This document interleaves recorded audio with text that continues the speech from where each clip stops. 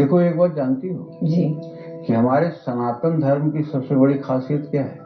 जी पंडित जी। हमारे सनातन धर्म की सबसे बड़ी खासियत है सर्वे भवन्तु सुखिनः, सर्वे सन्तु निरामया, जी सर्वे भद्राणि पश्यन्तु मां कश्चित् दुःख भाग्। सनातन धर्मी व्यक्ति पूरे संसार की मंगल कामना करता है। जाति, लिंग, धर्म, संप्रदाय को देखकर नहीं, बल्कि सारे चराचर जगत के प्राणियों के कल्याण की कामना करता है। और भगवान से उसकी प्रार्थना होती है कि हे प्रभु, इस संसार के लोगों को सद्बुद्धि दीजिए, ज्ञान दीजिए और उनका कल्याण करिए। ये सनातन धर्म की वैशिष्ट्यता है जी। वसुधैव कुटुंबकम। इस धराधाम पर जितने भी प्राणी हैं वो हमारे परिवार के ही सदस्य हैं। ऐसा नहीं कि इस धर्म का व्यक्ति मेरा है तो इस धर्म का व्यक्ति मेरा नहीं है, इस जाति का व्यक्ति मेरा है, इस जाति का व्यक्ति मेरा नहीं है। ऐसी संकीर्ण सोच नहीं होती है। सनातनी जो होगा उसकी सोच बहुत विशाल होगी, उसके लिए कोई शत्रु होगा ही नहीं।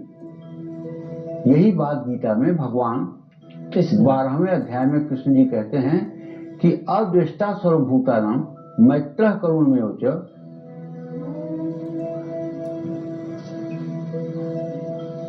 अद्वेष्टा सर्वभूतानां मैत्रः करुणमेव च।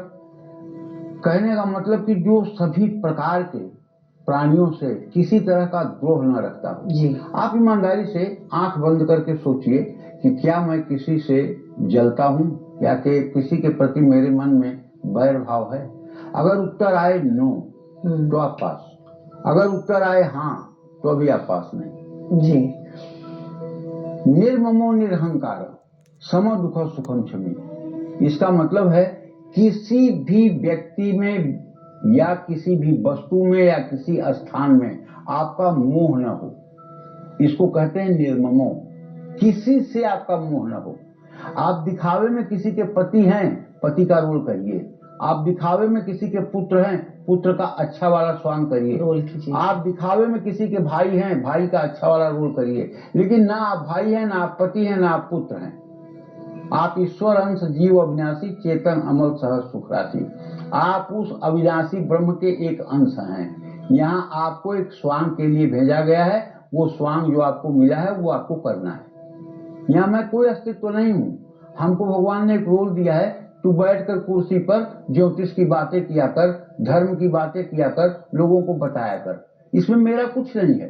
भगवान ने एक स्वांग दिया है हमको करने के लिए कि तुम्हारा रोल यही है कि मुंह पोत करके जो है बैठ करके यही किया कर 1 घंटा। ये भगवान का दिया हुआ स्वांग है। अब इस स्वांग को हम कितना ईमानदारी से कर पाए कि लोग ये कह दे कि हाँ बहुत अच्छा, तब मेहनत साकार हो जाएगी। तब आपको जो रोल मिला है उसके प्रति आपकी ईमानदारी हो जाएगी। ठीक है ना?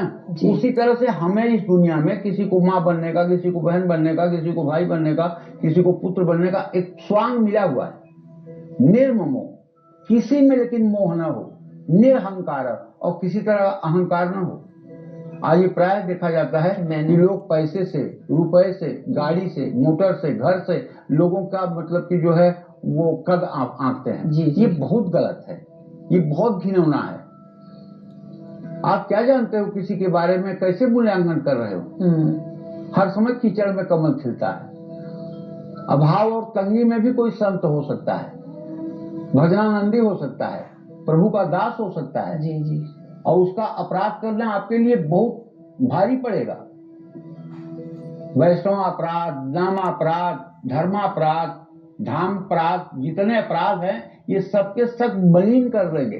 तो पंडित जी, कर्म से बड़ा धर्म, मतलब कहने का मतलब हर, आपने कहा हर रोल को अपनाए तो हर धर्म को देखो, कर्म ही धर्म है। जी जी। कर्म ही धारयति इति धर्म।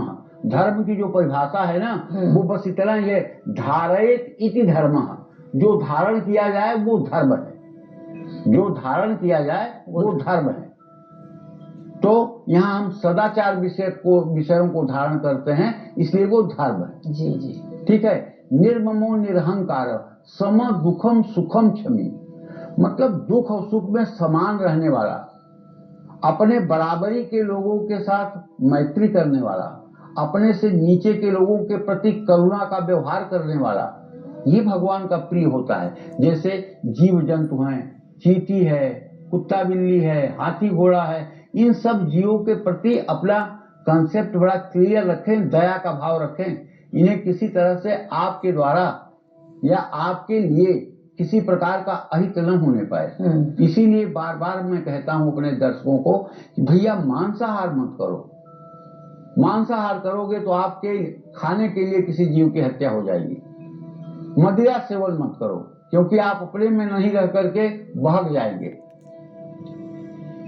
व्यभिचार मत करो, इससे आपका पतन हो जाएगा, आप मानसिक रूप से नीचे गिर जाएंगे। जी। झूठ माने जुआ, सट्टा, लाटरी, इससे बचो।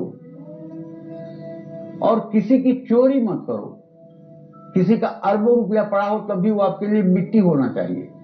जब आपके जीवन का संस्कार सुधरेगा तब पूजा पाठ की गति भी अच्छी होगी। नहीं तो रावण और कुंभकर्ण और मेघनाथ और रावण विशेष रूप से दो लोगों का वर्णन आता है कि ये लोग निकुंभिला देवी पर जाके यज्ञ करना चाहते थे भगवान राम को पराजित करने के लिए, लेकिन इनके दोनों यज्ञ विध्वंस हो गए और राम जी ने कोई यज्ञ नहीं किया।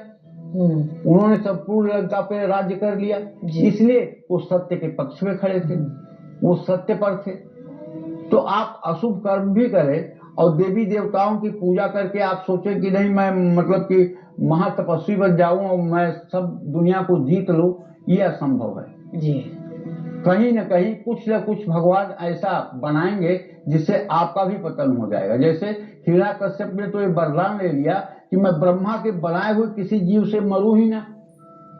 तो जो ब्रह्मा की ही बनाई हुई पूरी सृष्टि है, जब वो किसी के ब्रह्मा के बनाए सृष्टि से मरने वाला नहीं है तो अजर अमर हो गया। लेकिन उसे क्या पता था कि भगवान विष्णु भी इस दुनिया में है। भगवान विष्णु ने नरसिंह रूप धारण कर लिया, मुंह जो है शेर का हो गया और पूरा शरीर पुरुष का।